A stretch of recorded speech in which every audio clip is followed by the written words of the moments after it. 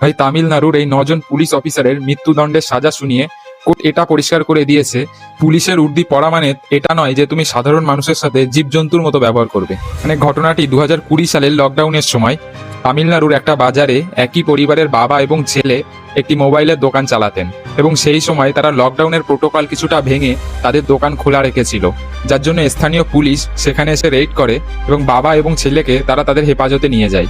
এবং হেফাজতে থাকার সময় তাদেরকে বিবস্ত্র করে একজন আরেকজনের সামনে বেধড়ক মারধর করা হয় এবং এতে তাদের প্রচণ্ড রক্তক্ষরণ শুরু হয়।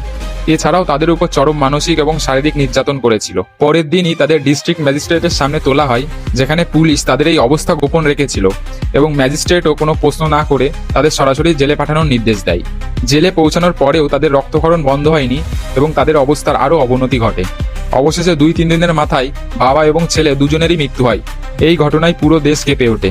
এই ঘটনার সব থেকে বড় কারণ হলো পুলিশ ব্যবস্থায় কিছু পুলিশের গতানুগতিক ভাবধারা এবং তাদের এই ধারণা যে তারা আইন আদালতের ঊর্ধ্বে। আমাদের দেশে পুলিশি সংস্কারের অভাব আছে, যার জন্য জিজ্ঞাসাবাদের সময় একমাত্র পদ্ধতি হিসেবে নির্যাতনকেই বেছে নেওয়া হয়।